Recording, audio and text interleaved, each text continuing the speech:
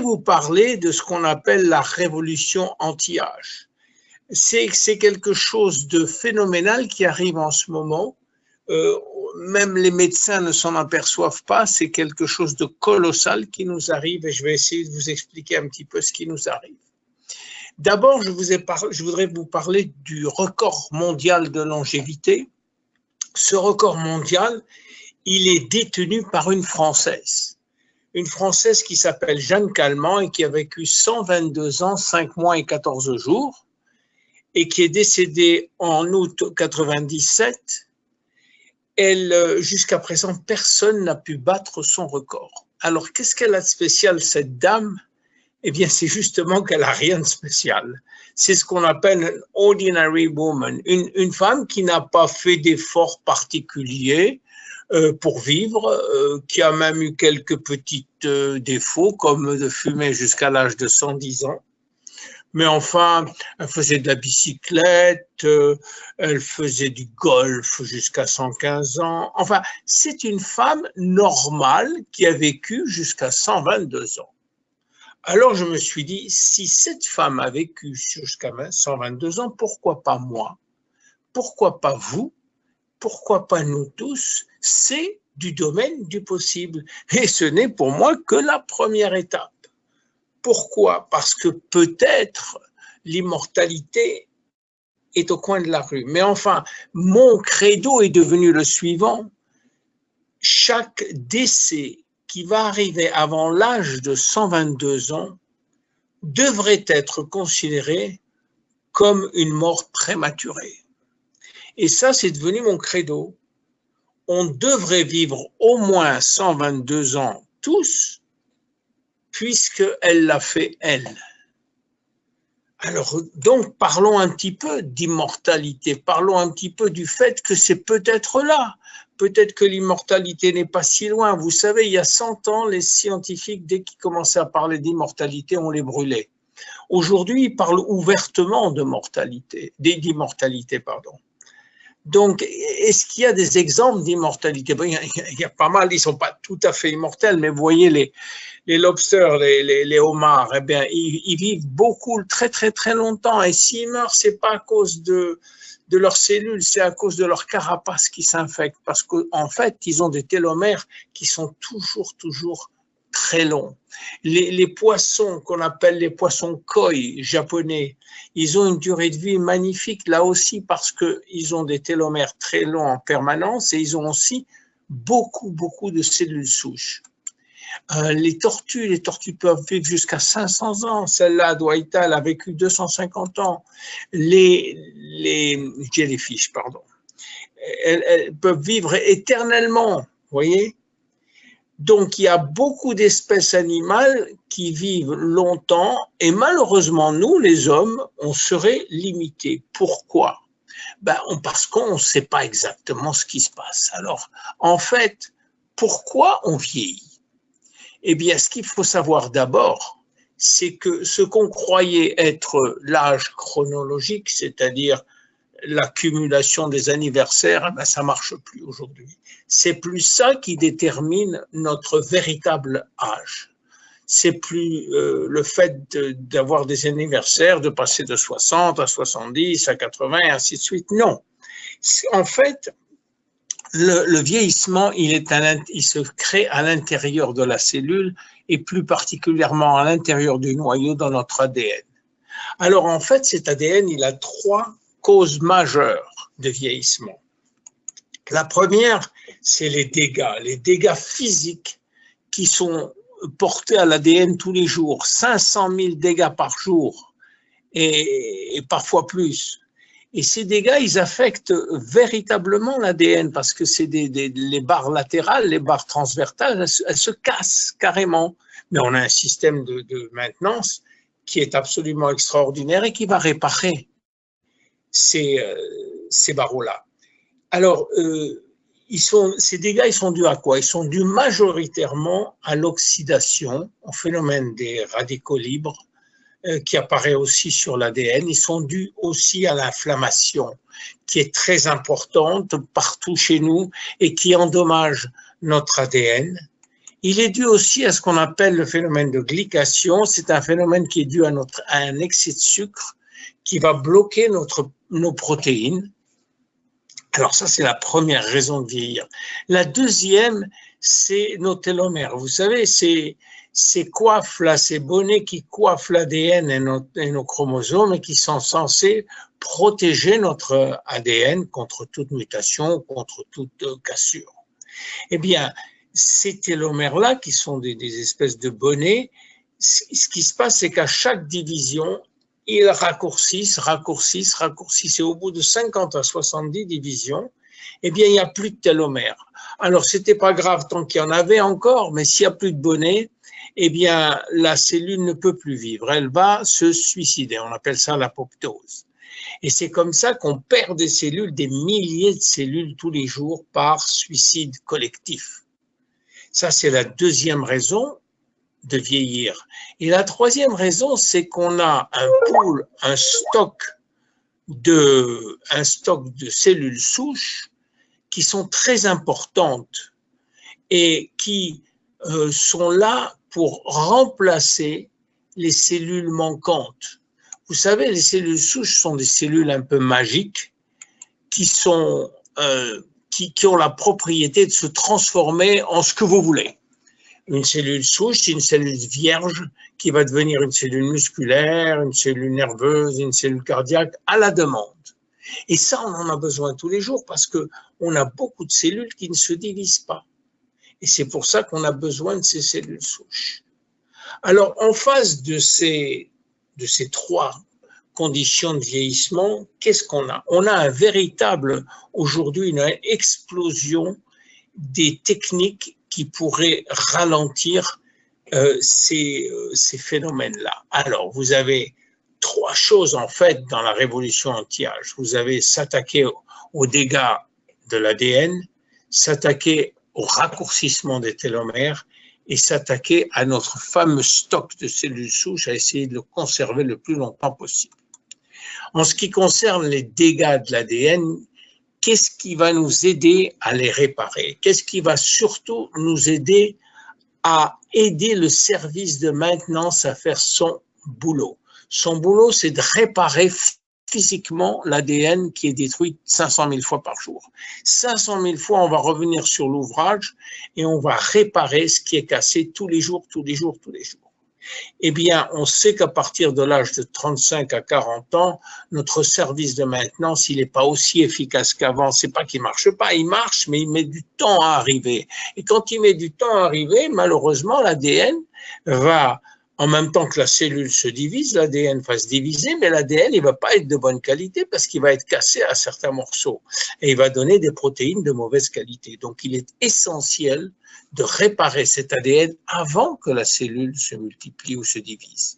Pour ça, on a toute une gamme très importante de supplémentation nutritionnelle qui sont surtout des grands antioxydants, des antioxydants majeurs, qui sont aussi des anti-inflammatoires, des ingrédients qui luttent contre l'inflammation et des ingrédients qui luttent contre la glycation. Évidemment, tout ça peut être mélangé dans les formules, comme on l'a nous dans plusieurs produits, et aussi des ingrédients qui activent la méthylation. La méthylation, c'est un phénomène qui aide à activer ou désactiver certains gènes.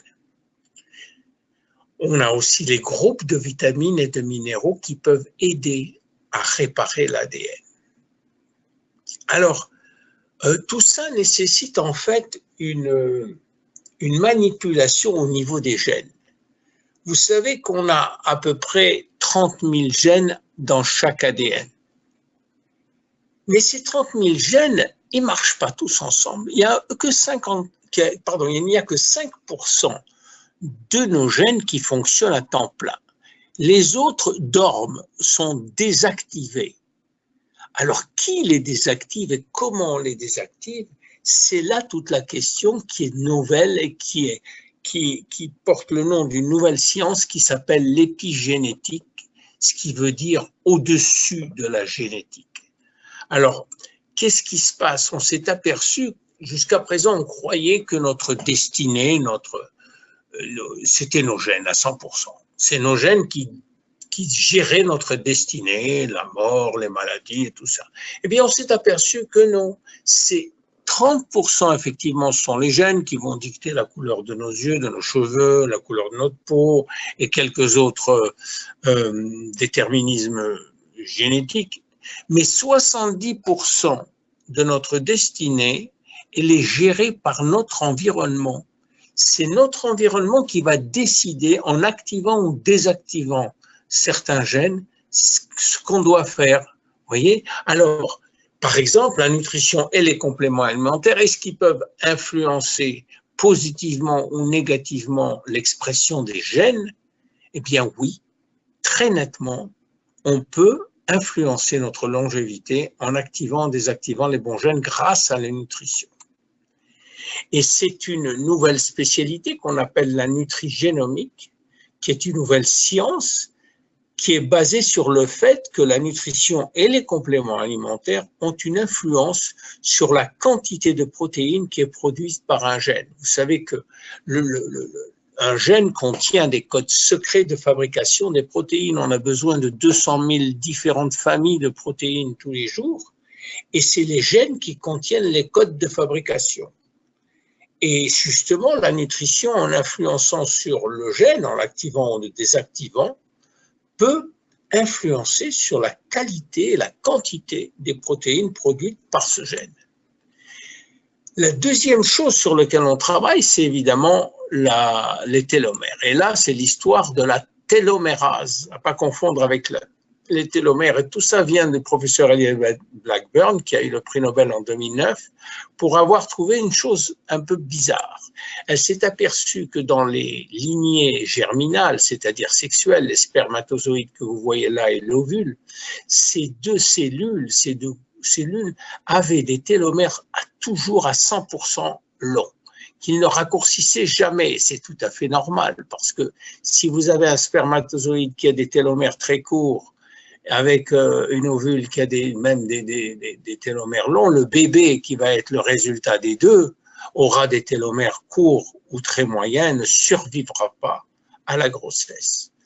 Alors, elle a trouvé pourquoi.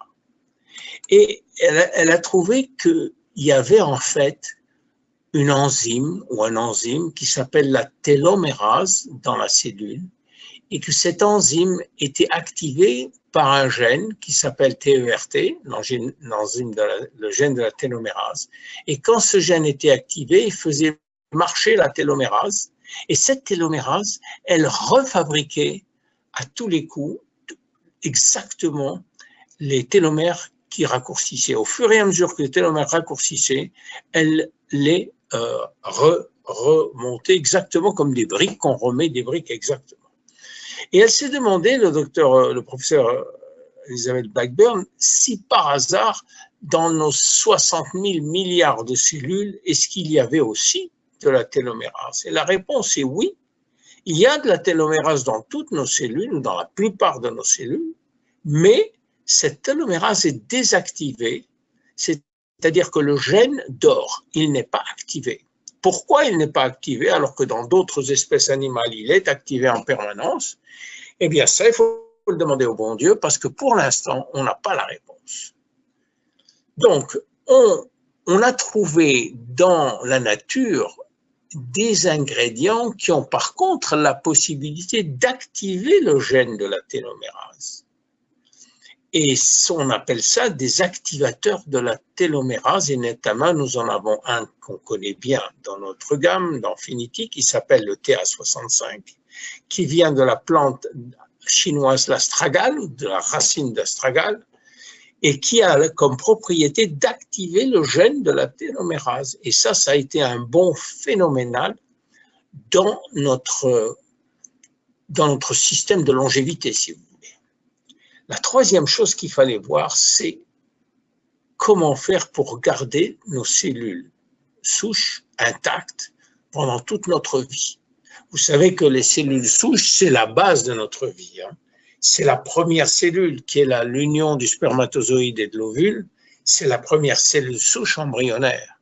Et à partir de là, tout notre corps est fait de cellules souches qui se sont petit à petit différenciées en 200 familles de cellules totalement spécialisées. Alors c'est vrai, ces cellules-là, elles ont la capacité de se reproduire très rapidement et aussi de donner naissance à des cellules totalement différenciées qui n'ont rien à voir avec la cellule vierge de départ et qui sont des cellules nerveuses, des cellules musculaires, etc.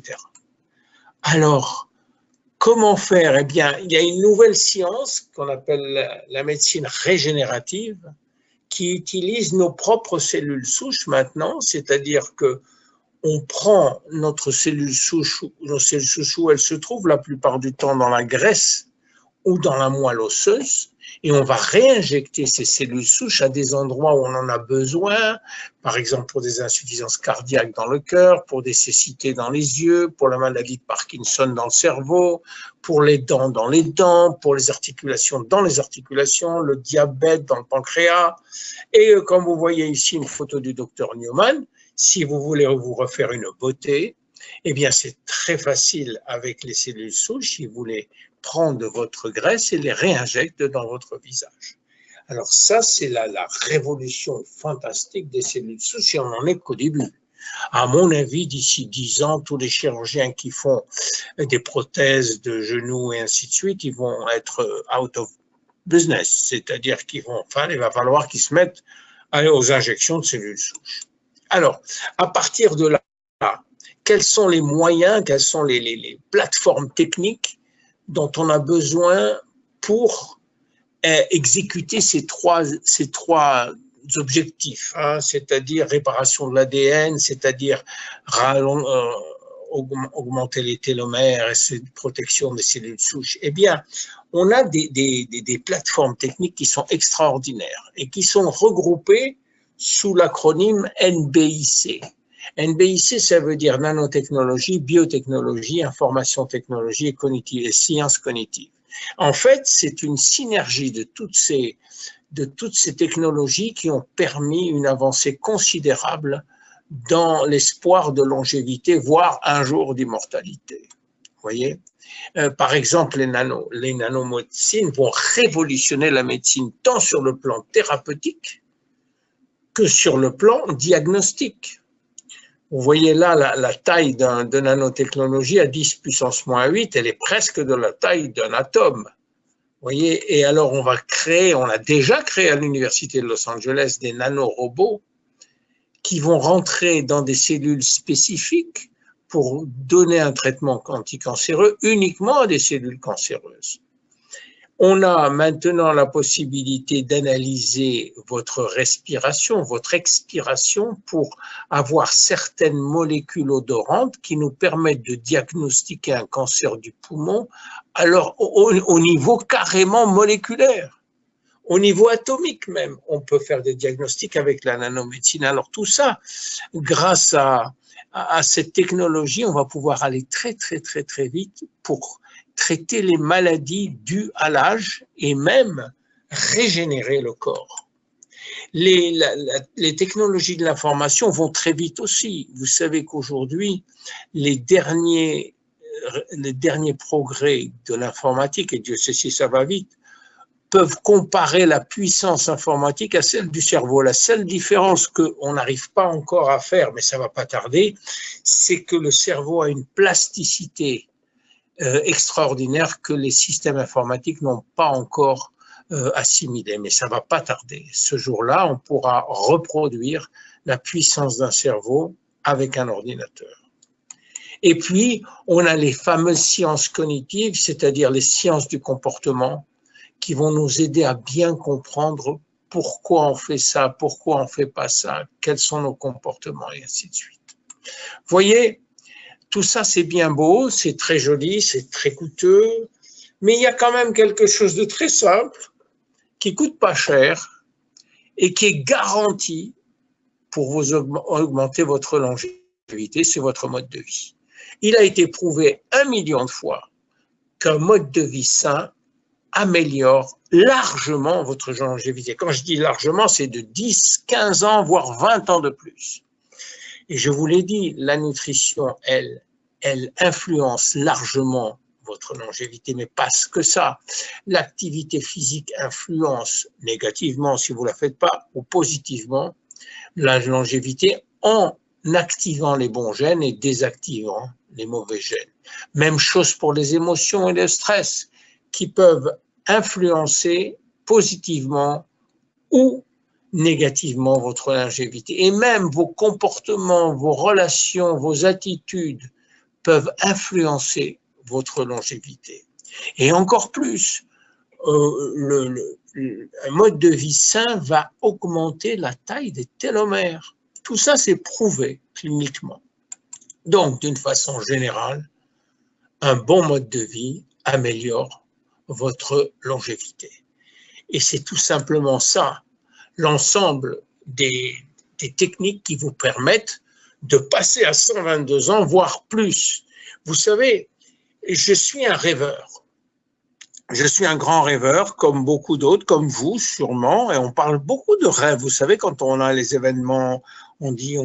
Moi, j'ai toujours rêvé. Et je me suis aperçu d'une chose, c'est qu'on pouvait rêver sans mesure, et que moi, je me shoote au rêve. Et je me suis aperçu que je ne pourrais jamais mourir d'une overdose de rêve.